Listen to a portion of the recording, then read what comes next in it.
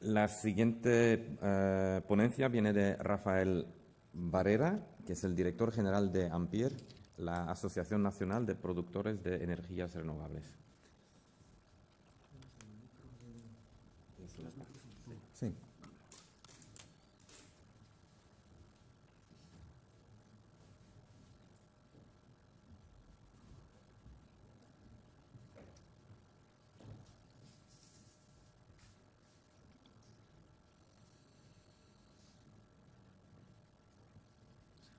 Se resiste un poco.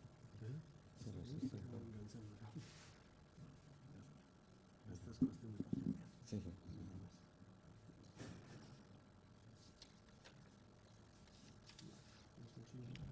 Pues, sí, sí.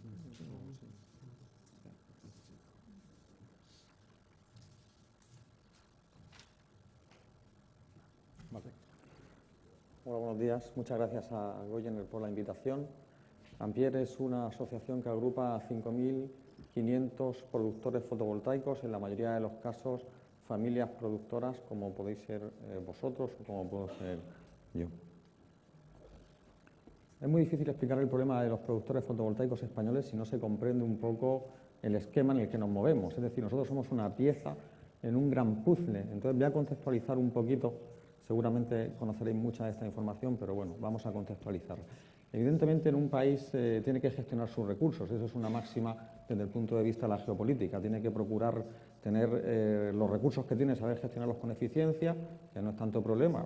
Bueno, es importante esa eficiencia, pero los que no se tiene, pues tiene que buscar tenerlos de manera que garantice ese suministro en cuestiones tan importantes como agua, agricultura y, por supuesto, energía, que es lo que nos ocupa. Aquí tenemos este esquema: la agricultura, la energía, la alimentación, normalmente procurando tender a la soberanía. Bien. En el tema energético, por desgracia, en la península ibérica, pues no hemos tenido acceso a esas fuentes energéticas necesarias. En el siglo XIX fue el carbón lo que movía la economía de los países. Aquí había poco carbón, tampoco tenía grandísima calidad. Y en el siglo XX, la siguiente revolución industrial vino de la mano de los combustibles fósiles, del petróleo y también de la nuclear. Evidentemente, en España pues tampoco había ni gas ni había petróleo. Hay que recordar que la Unión Europea tiene una dependencia energética del 53% y que España tiene una dependencia energética del 70%. Por lo tanto, nos encontramos con un gran lastre para nuestra balanza comercial, de tal forma que en algunos ejercicios, ahora el petróleo está barato, pero hubo un tiempo en el que no lo estuvo, ahora el turismo funciona muy bien por cuestiones internacionales, hubo un tiempo en el que no fue así. Todo lo que entraba por turismo se iba en comprar combustibles fósiles. Bueno, hemos hablado de las fuentes de generación y de las tecnologías que movieron el progreso en el siglo XIX y en el siglo XX. Aquí tenemos los sitios donde está el petróleo en el mundo y aquí tenemos los sitios donde está el gas en el mundo. Evidentemente, muy alejados de Europa, como veis, y muy alejados, por supuesto, de la península. Este que vemos aquí es un mapa de las zonas de sol, la radiación, ¿no? Veis cómo nuestra península es especialmente privilegiada en eso. Tuvimos sol en el XIX, tuvimos sol en el siglo XX. El problema es que no éramos capaces de transformar ese sol en energía. Este mapa que tenemos aquí es curioso, es un mapa no de radiación solar, es un mapa de desempleo.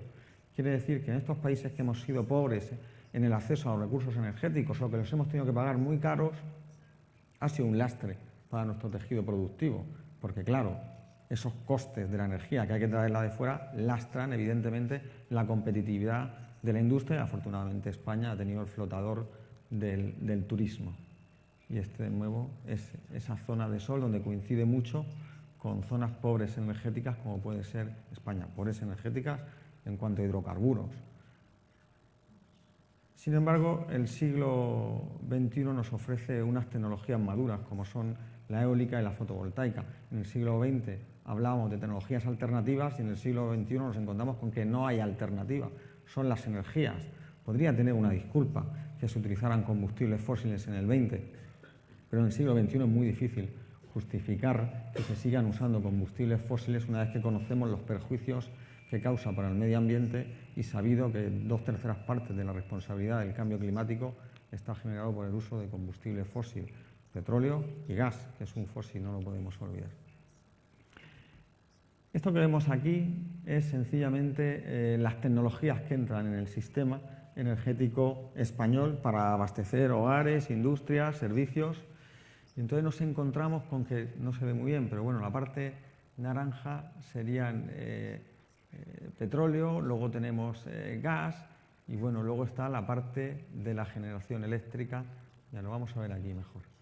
Nos encontramos con que de la energía primaria el 40% de la producción va a energía eléctrica, pero el 60% va a refino y uso directo. Y de esa energía eléctrica tenemos un 15% de carbón, un 17% de gas, un 20% de nucleares y un 40% de renovables.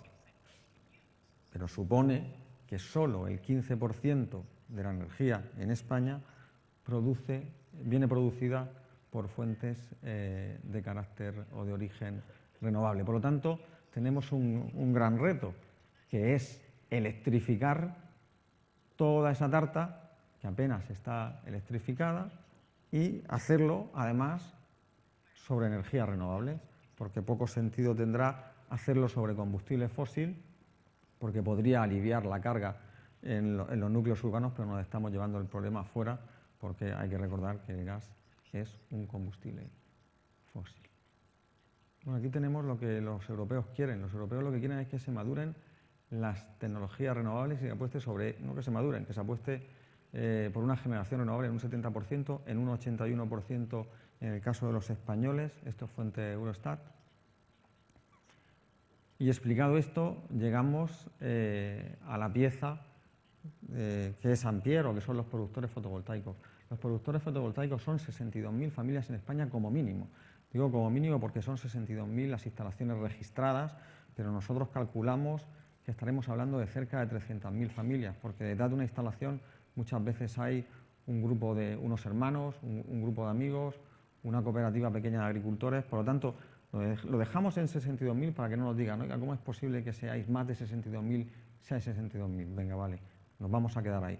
Pero está admitido que seguramente estaremos hablando de cerca de 300.000 familias.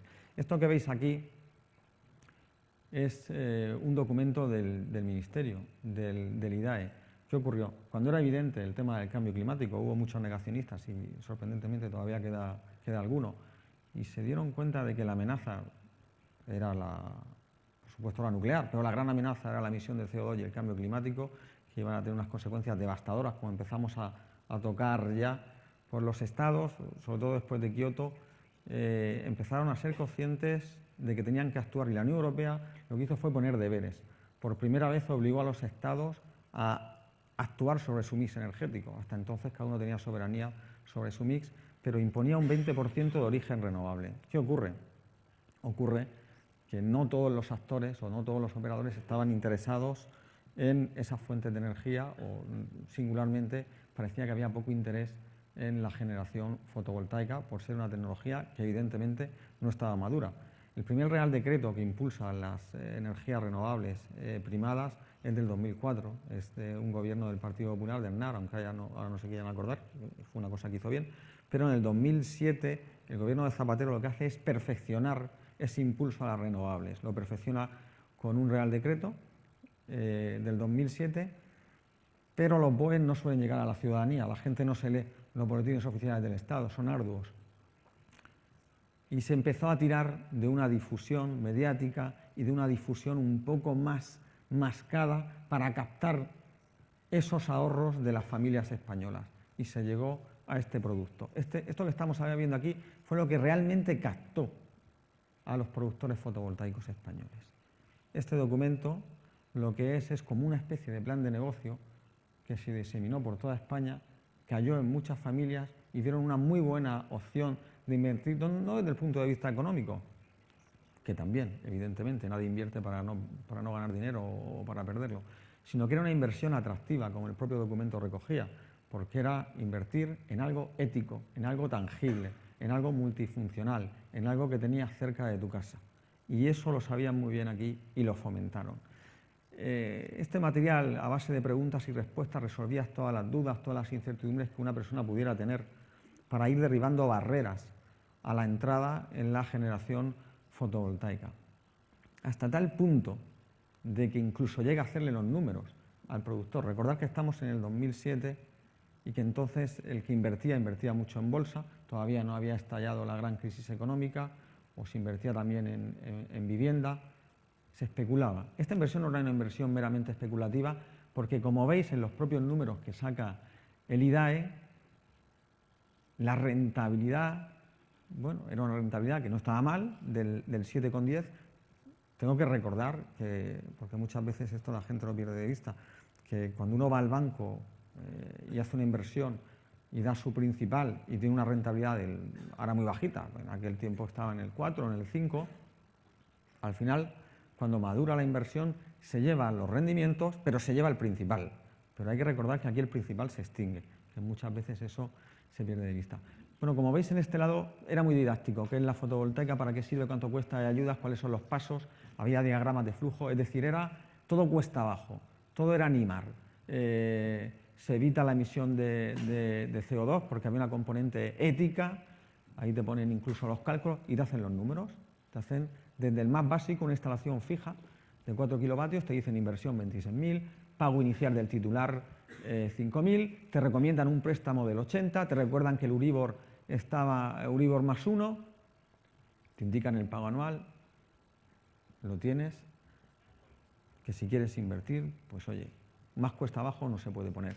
Y efectivamente, entraron 64.000 familias, en muchos casos familias de entornos rurales. ¿Por qué? Porque aquí en este país, en España, no hay mucha cultura cooperativa, pero afortunadamente en los entornos rurales sí que la hay. Las cooperativas agrarias están muy desarrolladas. Y ahí fue donde esta semilla empezó a germinar. ¿Por qué? Porque esas mismas estructuras hicieron que se pusieran de acuerdo para poner instalaciones fotovoltaicas, activos fotovoltaicos importantes, grandes, cooperativos o no cooperativos, siempre sociales, porque la forma societaria puede ser cooperativa, pero puede ser a través de una sociedad con muchísimas participaciones, que es exactamente igual de social. Pero normalmente estamos hablando de cooperativas donde en muchos casos, pongo como ejemplo la de Lorca, son agricultores, gente modesta, vio aquí un complemento de renta para su jubilación, porque como veis, el producto madura en el año 11, es cuando tienes la totalidad del rendimiento, mientras tanto estás pagando la financiación. Son cooperativas donde tienen todos 10 kilovatios y el que más tiene lo mismo que el que menos y gestionan 4 megavatios en total en el parque. Estas eran las retribuciones, es decir, era sencillo hasta eso. Esto produces, esto ingresas. Bien. ¿Qué situación tenemos ahora? Y es el leitmotiv de la ponencia, la inseguridad jurídica. ¿Qué ha ocurrido? Estas familias han concluido con su parte del compromiso. Invirtieron, atendiendo un llamamiento del Estado, entraron en la fotovoltaica. Las grandes empresas, los grandes operadores no tenían ningún interés, les iba muy bien el negocio con sus tecnologías. Era necesario captar inversión, lo hicieron fundamentalmente a través de familias. Estas familias invirtieron un total de 20.000 millones de euros. El banco no vio ningún riesgo, ningún problema, financió las instalaciones y al poco tiempo, a los 2 años, 3 años de estar los activos funcionando, el gobierno socialista introduce unos recortes que tienen un impacto de una media del 30% en las retribuciones. Evidentemente, los números que hemos visto antes, estos números de aquí ya se caían, porque ya, bueno, se caían los ingresos. Lo que hay que pagar al banco, eso no se caía, dándose la paradoja que lo que estaba escrito en un BOE se podía cambiar, pero cuando íbamos a las entidades bancarias te decían, no, pero este contrato privado, lo de BOE se podrá cambiar, pero el contrato privado se va a mantener y vas a tener que pagar. El recorte socialista era transitorio, la gente trató de aguantar como pudo durante esos años a la espera de que el siguiente gobierno, que había hablado de que se iba a restituir la seguridad jurídica, haría algo y lo hizo efectivamente. De una fórmula de retribución muy sencilla, es tanto produces por cada kilovatio, tanto te pago, nos introduce esta fórmula. No sé si alguien en esta sala es capaz de entender algo de lo que hay ahí, ¿no? Bueno, El resultado final era que habría una rentabilidad del 7,5%, que os aseguro que es absolutamente falaz, por lo menos en el caso de las familias. No digo yo que a lo mejor una grandísima empresa que no tuviera que financiar, que se pudiera traer los paneles a otro coste, que tuviera capacidad de instalar, tenga unas rentabilidades algo más atractivas. Pero, desde luego, el que ha tenido que comprar, como yo siempre digo, el piso llave en mano y ha tenido que retribuir a toda la cadena de valor y encima está financiado en muchos casos al 8%, esa rentabilidad, desde luego que no le sale. Porque además las instalaciones tipo que se fueron asignando, a cada uno le dijo, tu instalación tuvo que tener este precio, pero realmente no tuvieron ese precio. De hecho, los productores fuimos al IDAE con 1000 facturas, me quiere retribuir el 7,5%, venga, firmamos. Aquí tiene mi factura, se pagó el IVA, es legal, retribúyame con el 7,5%. Pero efectivamente todo esto es absolutamente falaz, ese 7,5% no está. Como decía, los productores fotovoltaicos españoles cumplimos con nuestro compromiso y ahí estáis viendo cómo la potencia subió y el precio del panel fotovoltaico se ha desplomado, de tal manera que un parque, hoy en día, un parque que nosotros pusimos en el 2007, pues hoy cuesta un 20% de lo que costó. No un 20% menos, un 20% de lo que costó. Pero claro, si no se ponen los primeros parques, no se pueden poner los segundos, ni se pueden poner los siguientes. Es decir, se madura una tecnología porque se trabaja sobre esa tecnología. Muchas veces pongo el ejemplo de las centrales hidráulicas, ¿no? Cuando se hacían centrales hidráulicas en este país, había que despoblar territorios, se anegaban campos, incluso se cambiaba un pueblo de un sitio a otro, piedra a piedra. Una gran obra civil y se empieza a producir. Si al año de esa gran y faraónica obra se para y se calcula el coste del megavatio, es brutal. Bueno, nosotros en cierto modo hemos hecho lo mismo. Nosotros no hemos amortizado para la sociedad una infraestructura, pero hemos amortizado una tecnología. Los megavatios que produce la fotovoltaica ahora, pues bueno, pues son muy competitivos, como vosotros sabéis, pero esos megavatios no hubieran sido posibles sin los primeros, sin el primer año de esa central hidráulica que nosotros todavía estamos pagando a la banca y lo tendremos que seguir haciendo durante muchos años. ¿Por qué? Porque como ya no nos han salido esos números, hemos tenido que acudir a refinanciar. Y el banco, igual que los que nos pusieron las plantas, realizaron el beneficio en el minuto 1 porque cobraron, el banco aquí tampoco va a perder. Si no me puedes pagar en 10, me pagas en 15 y tan amigos. Bueno, pues en esa situación estamos. Claro, es que la reforma que se ha hecho en este país, como describe este gráfico, lo único que ha hecho ha sido recortar los costes fijos de las energías renovables, como veis. Pero todo eso que se ha recortado lo tenemos que seguir afrontando las familias. Y no se han recortado otras disfunciones que entendemos que hay en el sistema, como pueden ser los win for profit. Bueno, pues realmente nos encontramos con el reto de que había que rehacer el mix, había que madurar las tecnologías. La maduración de la fotovoltaica lo hicimos en grandísima medida las familias españolas, que ahora hay una lucha soterrada entre tecnologías, porque la hay, todavía hay lucha y la seguirá habiendo durante mucho tiempo por ser la tecnología generadora. Singularmente, bueno, el petróleo parece que va en declive, pero el gas no, pero sí que existe esa lucha.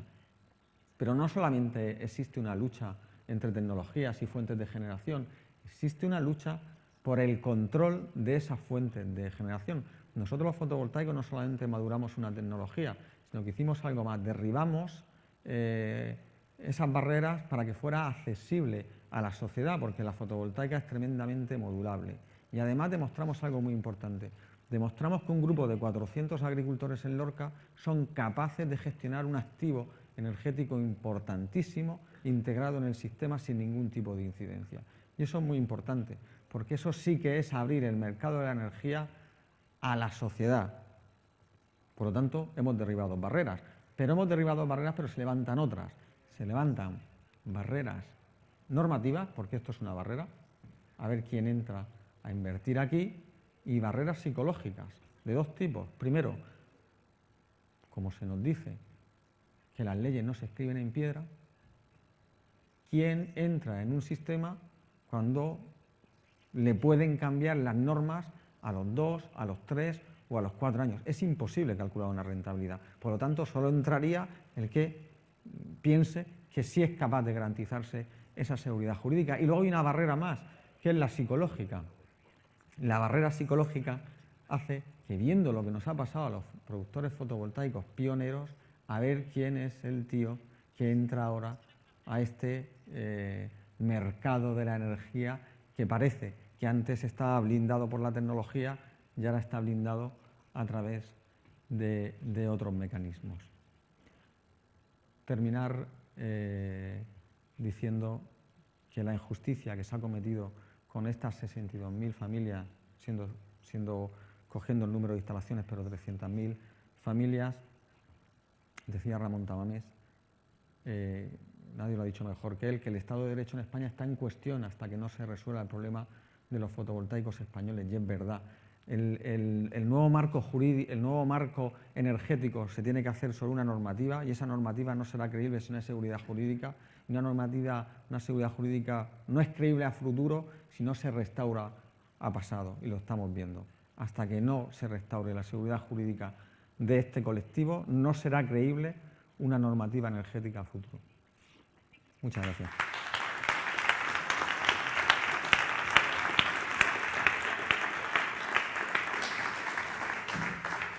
Muchas gracias, Rafael. Desgraciadamente no hay tiempo para preguntas, pero creo que ha sido muy interesante. Está claro que entre estas dos presentaciones vemos que la gente está dispuesta a invertir en energía renovable, pero hay que haber un marco legal estable que da una seguridad jurídica a esas inversiones. Rafael ha hablado, en su presentación ha contenido muchos detalles. Comentar que vamos a poner todas las transparencias a disponibilidad del público. Si habéis dejado vuestro correo electrónico al registraros, vais a recibir un vínculo, un enlace. Los demás, recordad que se puede todavía hacer durante la pausa de café, si quieres recibir